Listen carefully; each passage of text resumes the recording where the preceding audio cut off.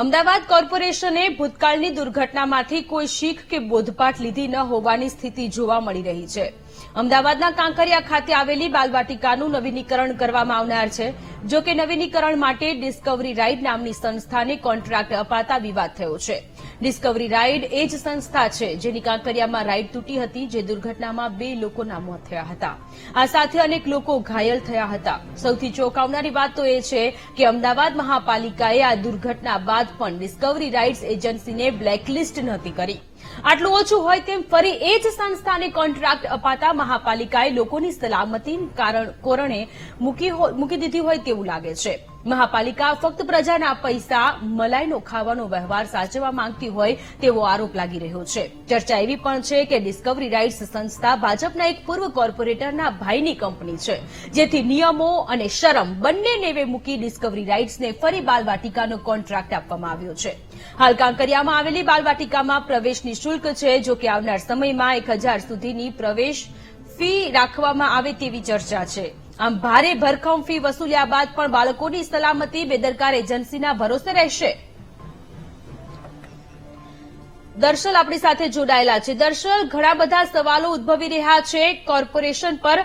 અમદાવાદમાં કાંકરિયામાં એક દુર્ઘટના ઘટી હતી, જેમાં 2 લોકોના મૃત્યુ થયા હતા અને હવે એ જ કંપની ડિસ્કવરી રાઇડ્સ નામની સંસ્થાને ફરીથી કોન્ટ્રાક્ટ આપવામાં આવી રહ્યો છે।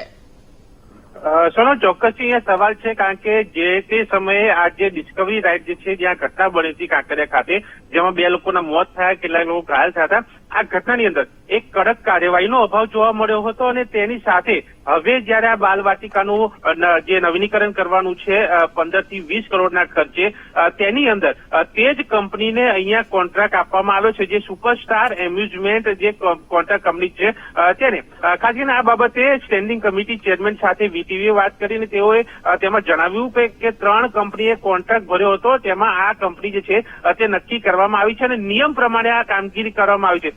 સાથે જ જે પ્રમાણે આ ઘટના જે ડિસ્કવરી રાઇડમાં બની હતી અને આ જે કંપની તેનો કોન્ટ્રાક્ટ હતો, હવે આ બાલવાટિકાની અંદર જે 15 થી વધારે રાઇડો ઉભી કરવાની છે, ત્યાં આ પ્રકારની ઘટના ન બને, નિયમનું પાલન થાય, તે બાબતે પણ અહીંયા સવાલ કરવામાં આવ્યો હતો। તેમાં તેઓએ ખાતરી આપી છે કે તમામ પ્રક્રિયા અહીંયા ધ્યાને રાખવામાં આવશે, ચોક્કસપણે અહીંયા કામગીરી કરવામાં આવશે। મેન્ટેનન્સ બાબતની વાત હોય કે અન્ય બાબત, તેને લઈને કોન્ટ્રાક્ટ કંપની સાથે સીધી રીતે સંકલન કરવામાં આવશે, એટલે કે કોઈ પણ પ્રકારની ઘટના નહીં બને। પરંતુ અહીંયા સવાલ એ છે કે જે કંપની જે કોન્ટ્રાક્ટ હતો જ્યાં આ ડિસ્કવરી રાઇડમાં ઘટના બની હતી, જેની સામે કડક કાર્યવાહીનો પણ અભાવ હતો, તે જ કંપનીને શા માટે અહીંયા કોન્ટ્રાક્ટ આપવામાં આવ્યો, આ એક સવાલ છે। હવે આ જોવાનું રહે છે કે આ કોન્ટ્રાક્ટ આપ્યા બાદ શું કામગીરી કોર્પોરેશન કરે છે, એ જ કંપની સાથે કામ કરાવે છે કે પછી તેમાં ફેરબદલ કરે છે। પરંતુ હાલ આ 15 થી 20 કરોડનો આ કોન્ટ્રાક્ટ આ જે વિવાદિત કંપની જે છે તેને આપવામાં આવ્યો છે અને તે બાલવાટિકાનું અહીંયા નવનિર્માણ કરશે, તે પ્રકારની માહિતી મળી રહી છે કે જે કંપની અહીંયા પૂર્વ કોર્પોરેટરના એક ભાઈની પણ હોવાની વાત સામે આવી। જી દર્શલ, આભાર તમામ વિગતો માટે।